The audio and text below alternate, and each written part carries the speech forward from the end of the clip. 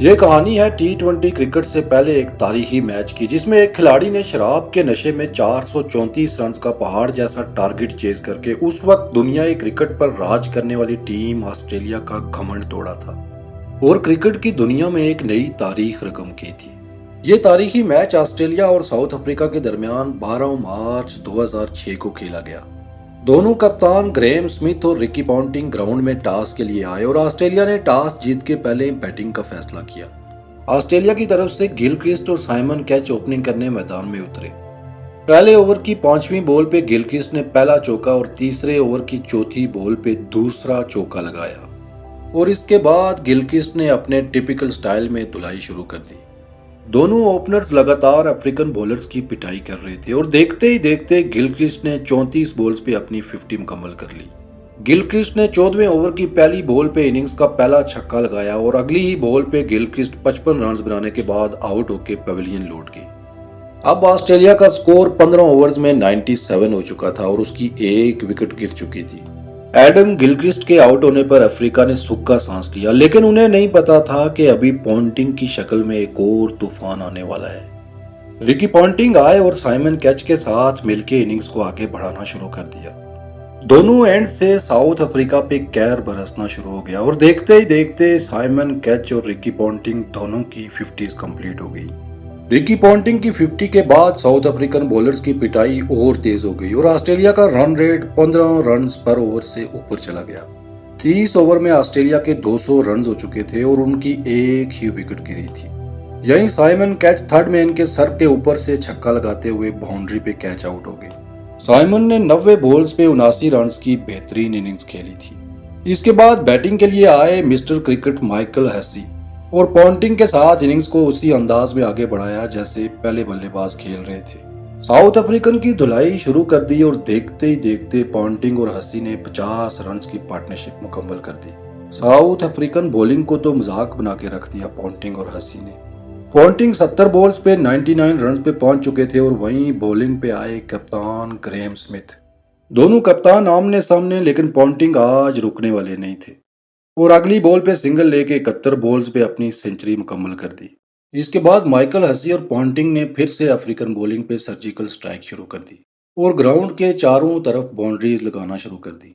Michael Hussey के 50 run मुकम्मल हो चुके थे। ऑस्ट्रेलिया 40 ओवर में 300 रन बना चुका था और उसकी अभी तक दो ही विकेटें गिरी थी। मैच जूं जूं आगे बढ़ रहा था, पॉन्टिंग और माइकल हसी भी कैर बन के अफ्रीकन बॉलर्स पे टूट रहे थे। चौकों छक्कों का एक ना रुकने वाला तूफान जारी था। वहीं 46वें ओवर में 376 रन पे माइकल हसी 51 बॉल्स पे 81 रन बनाने के बाद पवेलियन लौट गए। लेकिन दूसरी तरफ विकेट पे चट्टान की तरह मौजूद थे रिकी पॉन्टिंग और एक खूनखार भेड़िए की तरह अफ्रीकन बॉलर्स की हर बॉल पे टूट पड़ते और बाउंड्री की राह दिखाते। इसी मारामारी के दौरान 47वें ओवर की तीसरी बॉल पे 105 बॉल्स पे 165 रन की जबरदस्त और यादगार इनिंग्स खेलने के बाद रिकी पॉन्टिंग बाउंड्री पे कैच आउट होकर पवेलियन लौट गए।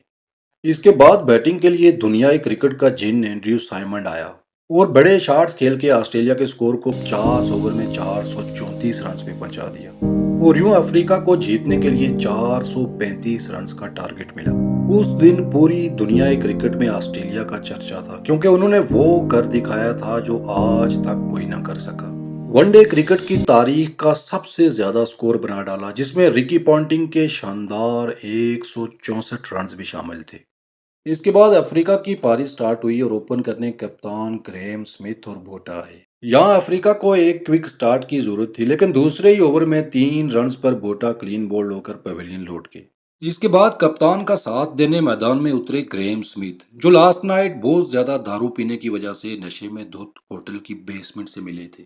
लग रहा था कि आज अफ्रीका बुरी तरह से ये मैच हारेगा, लेकिन हर्षल गिब्स और ग्रेम स्मिथ कुछ और ही सोच के मैदान में उतरे थे। दोनों बल्लेबाजों ने ग्राउंड के चारों तरफ बाउंड्रीज लगाना शुरू कर दी। ऑस्ट्रेलियन बॉलर्स पे ऐसा धावा बोला कि वो बौखला गए। देखते ही देखते हर्षल गिब्स ने अपनी 50 कंप्लीट कर दी और दूसरी तरफ खड़े कप्तान ग्रेम स्मिथ ने भी अपनी 50 कंप्लीट कर दी। अब 16 ओवर्स में अफ्रीका का स्कोर 130 हो चुका था और उसका एक ही खिलाड़ी आउट हुआ था। लेकिन मंजिल अभी बहुत दूर थी। रास्ता कड़ा था, इम्तिहान सख्त था, लेकिन नामुमकिन नहीं था। ऐसा आज स्मिथ और गिब्स ने ठान लिया था। ऑस्ट्रेलियन बॉलर्स गिब्स से जान छुड़ाते तो स्मिथ पिटाई शुरू कर देते और स्मिथ से जान छुड़ाते तो गिब्स ऑपरेशन स्टार्ट कर देता। यूं छक्कों और चौकों की बरसात जारी थी कि 22वें ओवर में कप्तान स्मिथ 55 बॉल्स पे 90 रन्स की नाकाबिले शिकस्त इनिंग्स खेलकर आउट हो गए। अब 22 ओवर्स में 190 रन्स पे साउथ अफ्रीका के दो खिलाड़ी आउट हो चुके थे और इधर ऑस्ट्रेलियन ने भी सुख का सांस लिया था। इसके बाद हर्षल गिब्स का साथ देने मैदान में उतरे एबी डिविलियर्स।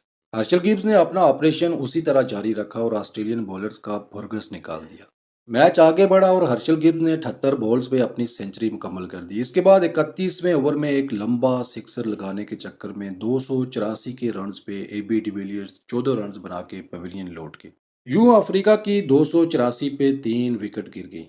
अब अफ्रीका को जीत के लिए 19 ओवर्स में 150 रन और बनाने थे।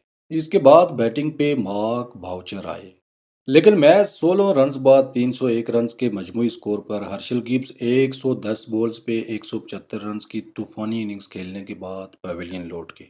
इसके बाद जैक कैलिस बैटिंग के लिए आए, लेकिन मैच 20 रन बना के वो भी एंड्रयू साइमंड का शिकार बन गए।